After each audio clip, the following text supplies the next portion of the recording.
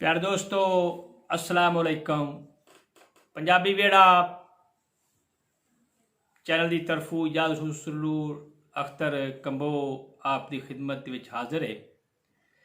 तो अज की यह वीडियो मैं बाप दे बारे लिखी है कि बाप की की शान है, बाप की करदा है औलाद की खातर। तो साढ़े इस चैनल दोस्तों सबसक्राइब भी करो, लाइक भी करो, साड़ी वीडियो नू शेयर भी करो, कमेंट्स भी देवो।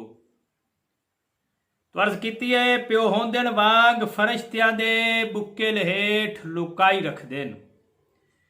प्यो होंदे वांग फरिश्तियां दे बुक्के लहेठ लुकाई रखदे न। भुखे रह के नाल खुशियां दे बाल अपदे रजाई रखदे न। ते हर वेले शकल नू लोंदियां राना, हर वेले शकल नू लोंदियां राना अला खैर दा विरद अलाई रखदे न। होवे नो ढेर त नबी याकूब वर्गे चानो नखी दा खड़ाई रखदे न। इंसान जिंदगी गुजारदा है बल्कि जिंदगी इंसान नू गुजारदी है। ते एक शिकवा है बाप दा ते जिंदगी दा एक कंपेयर मैं कर रहा, किस्मत दा ते बाप दा कंपेयर कर रहा। एक प्यारा जिहा तखय्यल नवा जाए तखय्यल है तुहानू पसंद उसी।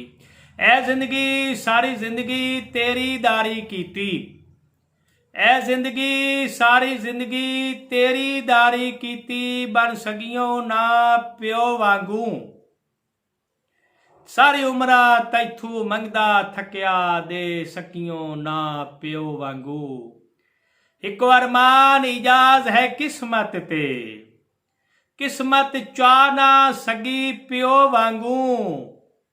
रब साई झोली पावे हा उमरां दे थके हुए प्यो वांगू। तो दोस्तों जितनी देर वालदैन दा साया सिर ते हुंदा इंसान नू घर च कोई फिक्र नहीं हुंदी, कोई परेशानी नहीं हुंदी। इंसान जिथे मर्जी चले जावे घर दे पहरेदार बैठे हुंदे ने, हर चीज़ का ख्याल रखते ने, बच्चों का ख्याल रखते ने, आए गए मेहमान का ख्याल रखते ने। ते मगर दुआवां दे तोहफे भी भेजी रखते ने, बिन मंगिया दुआवां मिलदियां रहिंदियां ने। ते दो दौड़ियां दे विच मैं अर्ज कीता है, एक जिस वक्त वालदैन जिंदा हुंदे ने उस वक्त इंसान की की हालत हुंदी है, फिर दूसरे च अर्ज करसां जिस वक्त वालदैन फौत हो जाते ने, फिर रुखसत हो जाते ने पहरेदार, तो फिर की हालत होंदी है। जिस वक्त जिंदा होंदे ने तो फिर की हालत होंदी है। मेरे नाल खुदा दी रहमत दा अनमोल खजाना रहिंदा है, मेरे नाल खुदा दी रहमत दा अनमोल खजाना रहिंदा है। हाय कदे नहीं सुनी दुए कन दुख इंजे बिगाना रहिंदा है।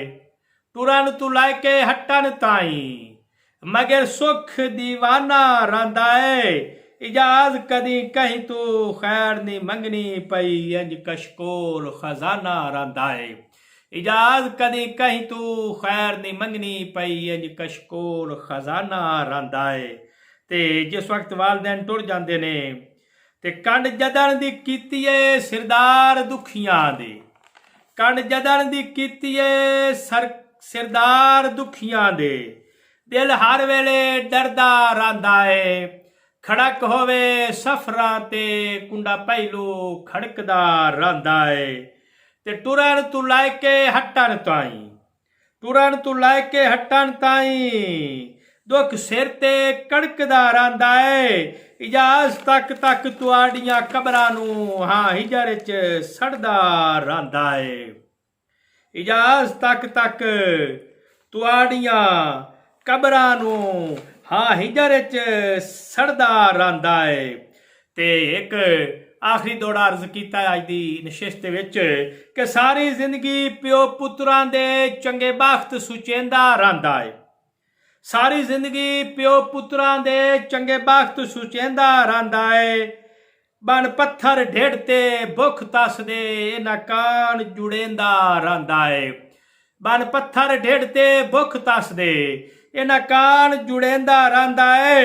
कदी सिख दे हथू मजबूर होके एक लफ्ज अलैंदा रहिंदा है, कदी सिख दे हथू मजबूर होके एक लफ्ज अलैंदा रहिंदा है। इजाज अखी दा चानन है ने इहो विरद पकाइंदा रहिंदा है। इजाज अखी दा चानन है ने इो विरद पकैंदा रहंदा है। वसलाम प्यारे दोस्तों, अल्लाह तबारक व तआला तुहाडी ते रहमत फरमावे।